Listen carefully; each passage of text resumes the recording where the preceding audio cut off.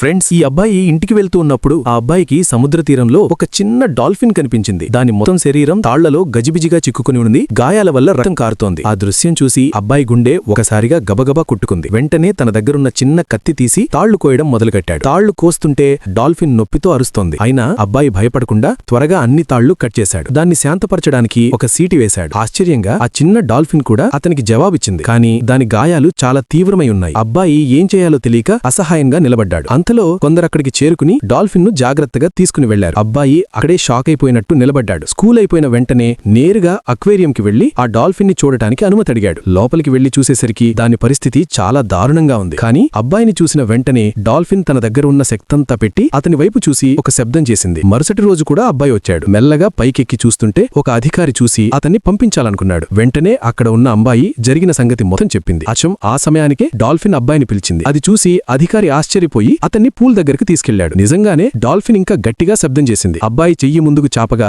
Dolphin తన తల ఎత్తి అతని చేతిని తాకింది. ఆ క్షణం అక్కడున్న వాళ్లందరికీ ఆనందం వేసింది. కానీ ఆ ఆనందం ఎక్కువ రోజులు నిలవలేదు. వారం తర్వాత అబ్బాయి వచ్చేసరికి అక్కడంతా నిశ్శబ్దంగా ఉంది. పరిగెత్తుకుంటూ వెళ్లి చూడగా ఆ అమ్మాయి నేలపై కూర్చుని ఏడుస్తోంది. డాల్ఫిన్ ను కాపాడే ప్రయత్నంలో దాని ఫిన్ తీవ్రంగా దెబ్బతిన్నది. ఇక మామూలుగా ఈత కొట్టలేనట్టే అన్నారు. డాల్ఫిన్ కూడా తినడం మానేసింది. అందరూ నిరాశలో మునిగిపోయారు. అప్పుడు అబ్బాయి దాని దగ్గర కూర్చుని రోజూ మాట్లాడేవాడు, ధైర్యం చెప్పేవాడు. తానే ముందు తిన్నట్టు చూపిస్తూ డబ్బు, ఫీడ్ నోట్లో వేసుకునేవాడు. కొంతసేపటికి డాల్ఫిన్ కూడా మెల్లగా నోరు తెరిచింది. డాక్టర్లు, సిబ్బంది అందరూ ఆశ్చర్యపోయారు. ప్రేమ, ఓపిక, జాగ్రత్తలతో డాల్ఫిన్ క్రమంగా కోలుకోవడం ప్రారంభించింది. కొత్తగా ఈత కొట్టే విధానం కూడా నేర్చుకుంది. ఒకరోజు అబ్బాయి ఇంటికి వెళ్లేసరికి అమ్మ కోపంగా ఉంది. నెల రోజులుగా స్కూల్కే వెళ్లలేదని తెలిసింది. మరుసటి రోజు అమ్మ కూడా అతడు ఏమి చేస్తున్నాడో చూడటానికి వచ్చింది. పైకి వెళ్లి డాల్ఫిన్ ని చూసేసరికి ఆమె కళ్లలో నీళ్లొచ్చాయి. మొత్తం కథ విన్నాక తన కొడుకుకు తోడుగా నిలబడాలని నిర్ణయించుకుంది. అబ్బాయి ఆనందంతో అమ్మని గట్టిగా హత్తుకున్నాడు. ఆమె అతనికి స్విమ్ సూట్ కూడా కొన్నది. ఆ తర్వాత ముగ్గురూ కలిసి డాల్ఫిన్ తో సంతోషంగా గడిపారు. ప్రేమ,